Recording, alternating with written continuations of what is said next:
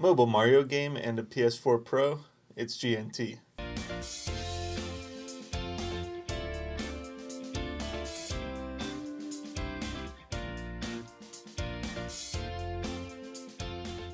Welcome to GNT, your one-stop shop for gaming news and whatever else we want to talk about. I'm Nick. And I'm Brandon.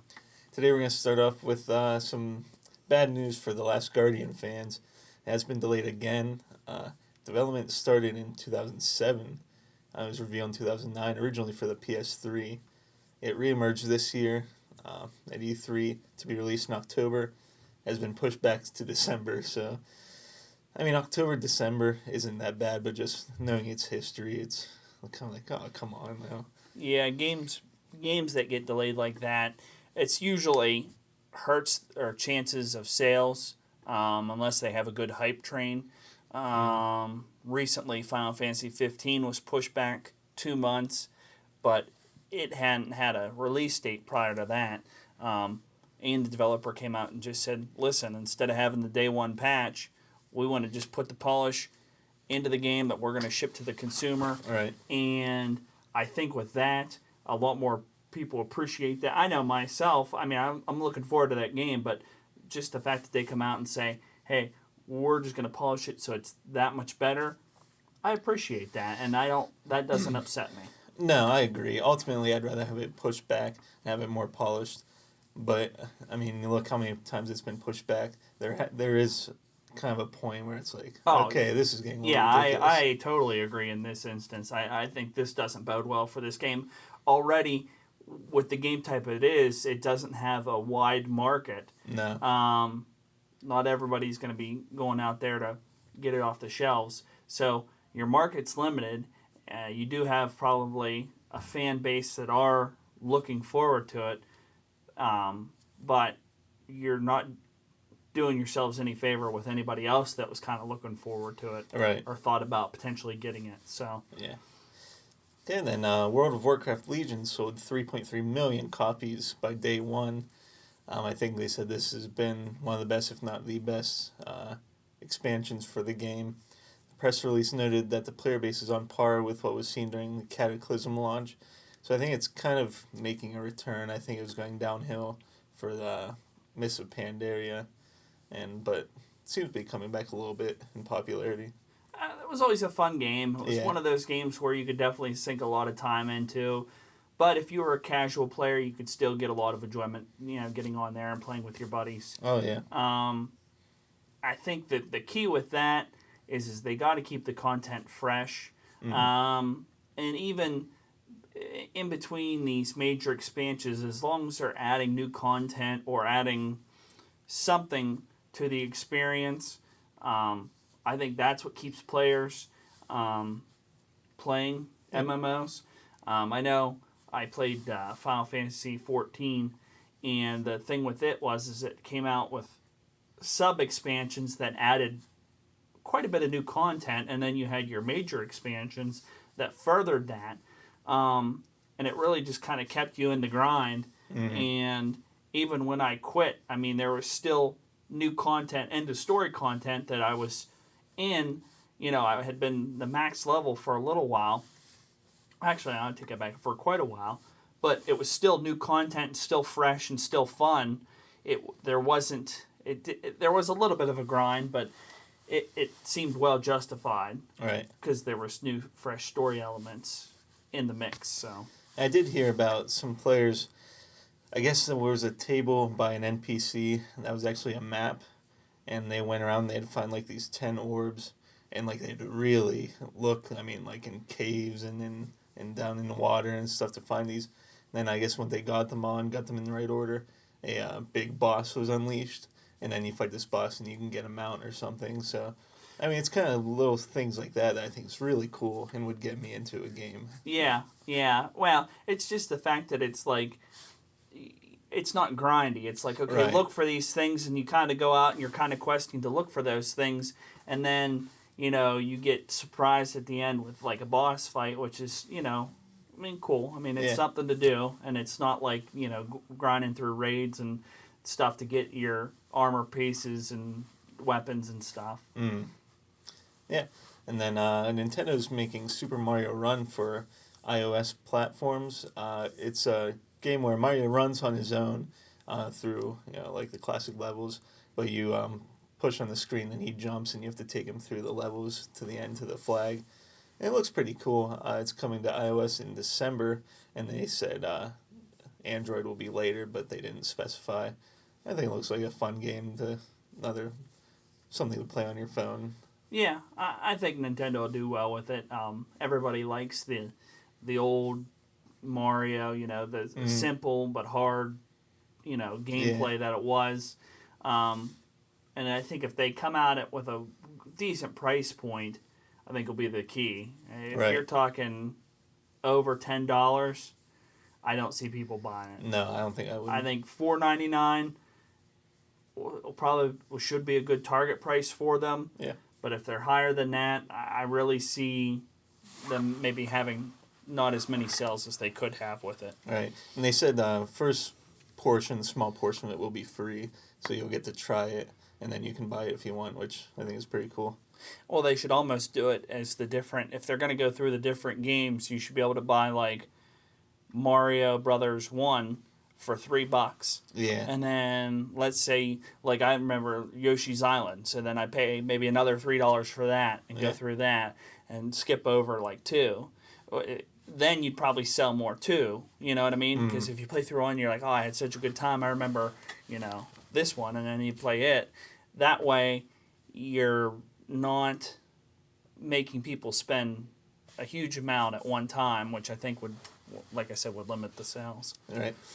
And then kind of a big announcement last week was the PlayStation 4 Pro. It'll have the 4K graphics, HDR support, 4K video streaming, obviously more powerful processing. It's to be released November 10th for it's a suggested price of $399. Is $400. There would be no PS4 Pro exclusives, so all games you can play on the PS4 or PS4 Pro, so it's not leaving anybody out. An exciting announcement for PlayStation. Yeah, I think they kind of dropped the ball with no 4K Blu-ray playback or ultra high definition playback. Only streaming content only. A lot of people brought up that if you have a 4K TV, you already have those high def streaming apps built into the TV. Yeah, that's true. So taking and not putting that, high def Blu-ray player in there, or the 4K Blu-ray player, really kind of hurts them, I think, because you can get the Xbox One S, which isn't, a super high end console, and it has that, and it's more powerful than the original Xbox One, but they brought a lot more to the table with their console than I think Sony did with their revamped consoles. Right. Now it is kind of late in the game to be making changes to it, but whenever Xbox just announced their console and then they're getting ready to announce theirs, people are going to be lining them up and saying, okay, well, this one has this one doesn't. So it is kind of surprising that they wouldn't put that in. Especially whenever there was even though they announced the PS4 or PS4 Neo or whatever it was codenamed early on, right, no specs were released, so they could have, like you said, made that change once they saw what Microsoft was going to do. Yeah. Here's the thing with me. I don't own a 4K TV. So the 4K Blu-ray player isn't a make or break for me, but I own both consoles. I do frequent the Xbox more than the PS4, but with the PS4 kind of going that direction that it did, I made up my mind that I'm going to get rid of the PS4 and I'm going to get a new Xbox One S in the interim until Project Scorpio gets out. But right. For me, playing two consoles is just, I play too much on the Xbox One.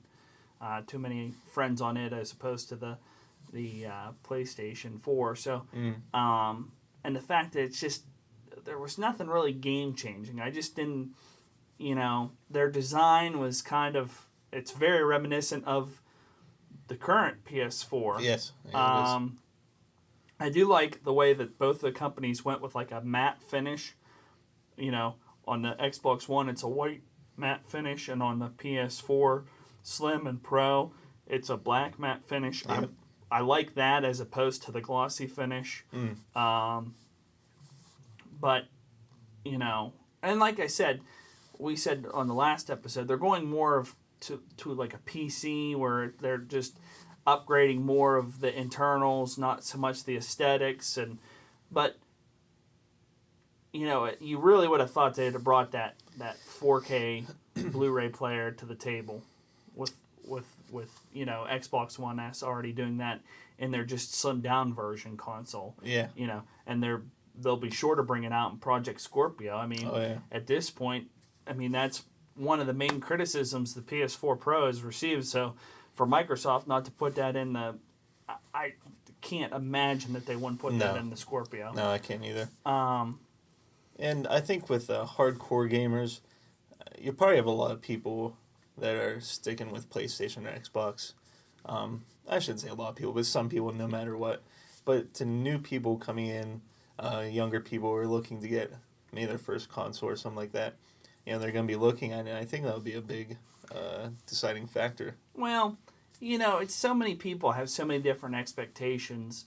I was reading a review on Best Buy today of the Xbox One S, and people were complaining about the 500 gig hard drive size. Well, whenever you went to buy that, there were two other options. Right. You could have got the 1 terabyte, or you could have got the 2 terabyte. In particular, people were complaining about the Halo collection that comes with the system, that it took up so much room. Well, it's 5 games. 5 games, yeah. It's going to take up some room, and they complained about big patches. Well, you know, that's not Microsoft's fault for making those big patches. I mean, the game developers control that, you know? And I myself can manage a 500 gig hard drive because I kind of juggle games like that. I don't hold on to them that long. Some people, they keep their games, and so they need that bigger storage. But let's not forget, you can still do external storage on the console. So it's not like you're landlocked. Once you buy that 500 gig console, you can still buy an external hard drive. Right. And I think too many people forget that. And, you know, really, if you do your homework and research and you just don't rush out and buy a console, I don't think anybody will ever be disappointed. I mean, like with the PS4 Pro, it's twice as powerful, they said, as the PS4. So, of course, it's going to perform better. Your games that are currently out, they said, would do better on there, which is great, you know?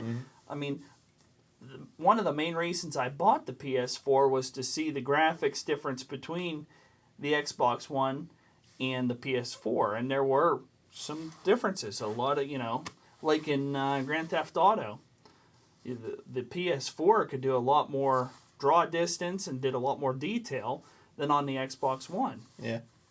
And, you know, other games took advantage of that. The Witcher 3 it ran a lot smoother. Not at first, but once they released some patches, it runs a lot smoother on the PS4 than it does on the Xbox One. But I think now the console's been out a while, and they can patch things and make sure the processor power is being put to use where it needs to be put to use. I think they're pretty much neck and neck. But it's more one of those. It's one of those things where it's basically user preference. I mean, like we said, you're going to have your Xbox fanboys and your PS4 fanboys, and it's all a matter of preference. But you know, it should and then we go back to the point of where we talked about cross-platform gaming. I mean, that's where it needs to go. Yeah, I agree. You know, I think that you're going to have like we said, you're going to have your people that like one console and the other console. But it'd be really nice if you could all play together.